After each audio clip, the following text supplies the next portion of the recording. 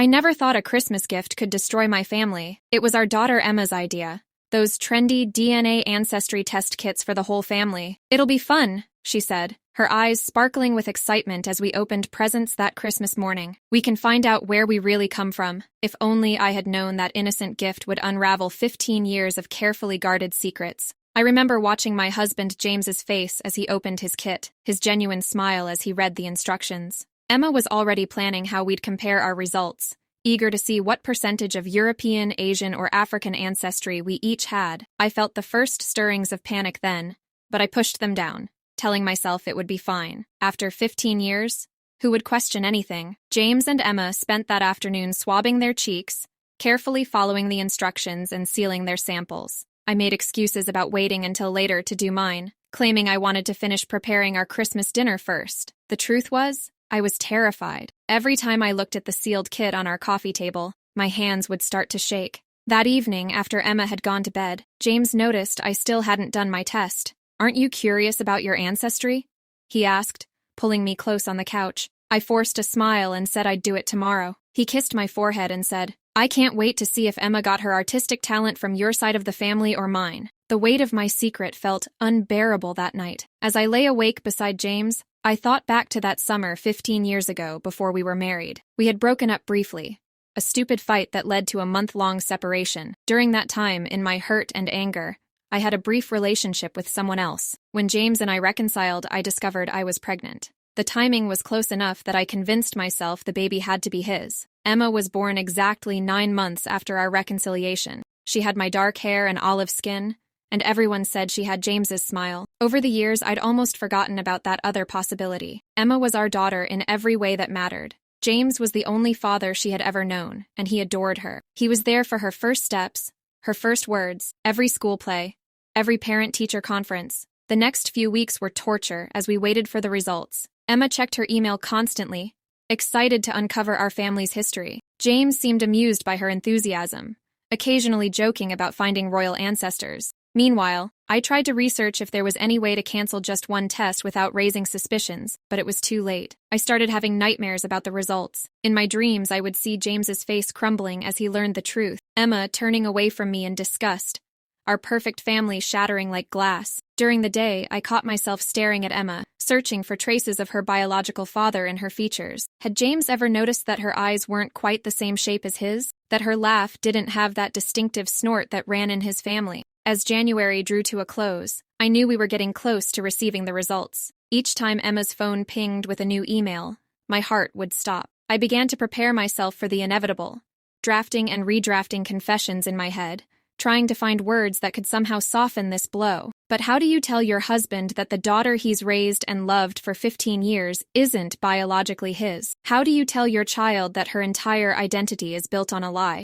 The email finally arrived on a quiet Sunday afternoon. We were all home, Emma working on an art project, James reading the newspaper, and me pretending to read a book while actually watching them both, memorizing these last moments of our unchanged family. When Emma's excited squeal pierced the air, I felt my world begin to tilt on its axis. "The results are here," she announced, and I watched helplessly as my carefully constructed life began to crumble. I'll never forget the look on James's face as he peered over Emma's shoulder at her laptop, both of them excitedly exploring her DNA results. At first, it was all fun, discovering she was 45% Mediterranean, finding distant cousins across Europe. Then came the moment that changed everything. Emma's brow furrowed as she looked at the family connections section. "That's weird," she said, clicking through the pages. "Dad, it's not showing you as a match." James laughed it off at first, suggesting it must be a mistake. He pulled up his own results, which had arrived minutes after Emma's. I watched in silent horror as he compared their profiles, his casual smile slowly fading into confusion, then disbelief. "There must be something wrong with the test," he said,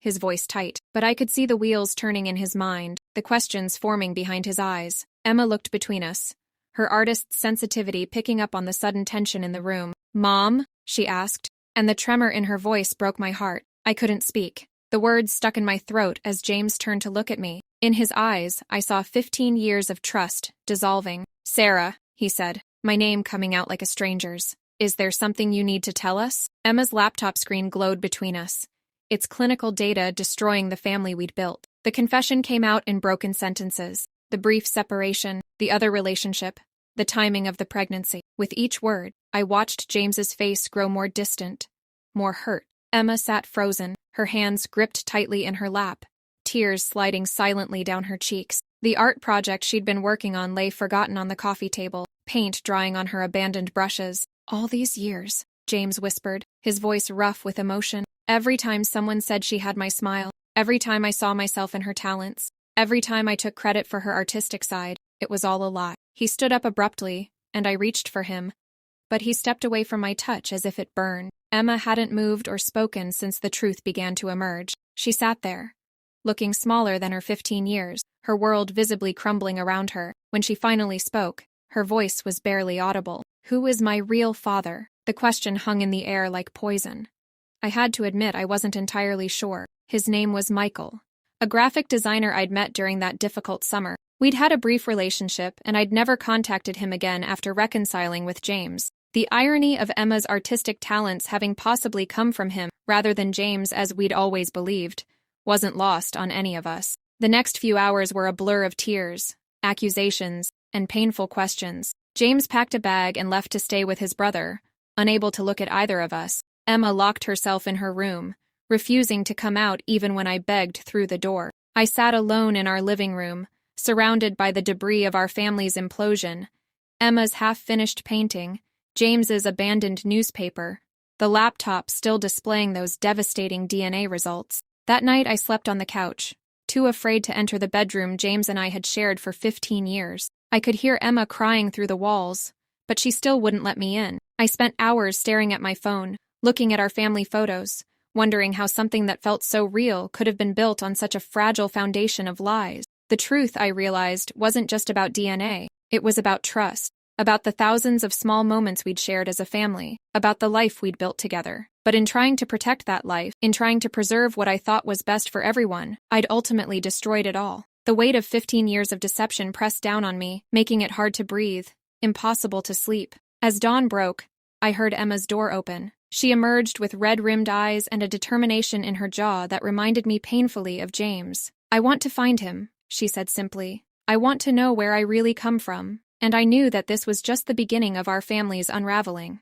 The months following the DNA test revelation were the hardest of our lives. James moved into a small apartment across town, and Emma divided her time between our houses, though the arrangements were strained at best. Every handoff felt like reopening a wound, especially when I'd see James struggle not to reach out and hug her like he used to, suddenly unsure of his place in her life. Finding Michael wasn't as difficult as I'd expected. A quick social media search revealed he'd become a successful art director in Chicago, married with 2 young sons. When I finally gathered the courage to contact him, his response was immediate and overwhelming. He'd always wondered if Emma might be his, especially after seeing some of my social media posts over the years, but had respected what he thought was my wish for privacy. The first meeting between Emma and Michael was surreal. They sat across from each other at a cafe, both artists, both with the same thoughtful way of tilting their head when considering something. Michael brought his sketchbook, just as Emma had brought hers. They spent hours sharing their art, discovering shared talents and mannerisms that couldn't be explained by anything but genetics. But it was James's reaction to this meeting that surprised me most. Despite his own pain, he insisted on being there to support Emma. I watched him shake Michael's hand, his jaw tight but determined. "Thank you for giving me the privilege of being her father for 15 years, he said. And I saw Michael's eyes fill with understanding of what his presence might cost this man who had raised his biological daughter. Emma's therapy sessions became a regular part of our new normal. She struggled with her identity, with understanding that the father who had taught her to ride a bike and helped her with math homework wasn't biologically hers, while the man who shared her artistic passion and genetic code was essentially a stranger. "Why can't I have both?" she asked her therapist, and eventually,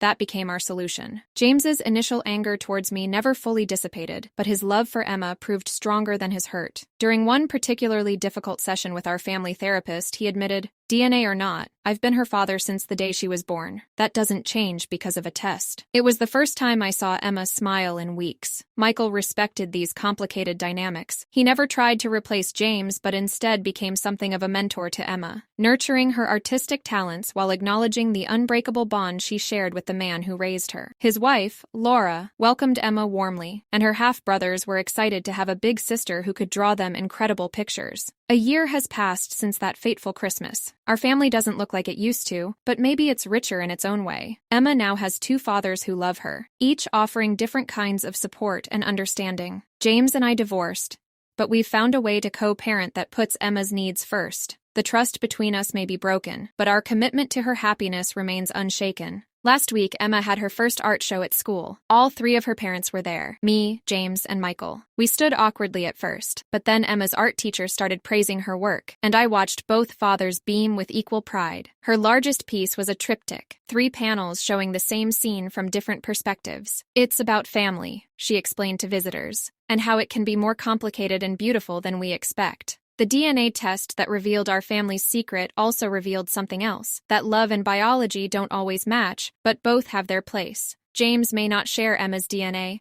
but he shares 15 years of memories, of scraped knees and bedtime stories, of father-daughter dances and proud parent moments. Michael may have given her his artistic talent and his dimples, but he's also given her the space to maintain her relationship with the father who raised her. As for me, I've learned that the truth, however painful, is always better than a lie. I watch my daughter now, flourishing despite, or perhaps because of, the complexity of her family situation, and I see strength I never knew she had. She's taken this situation that could have broken her and turned it into art, into understanding, into growth. The DNA test changed everything, but maybe some things needed to change. Our family isn't traditional anymore, but it's honest now. And in that honesty, we've all found a way to move forward, to love each other better, to be more than just the sum of our genetic parts.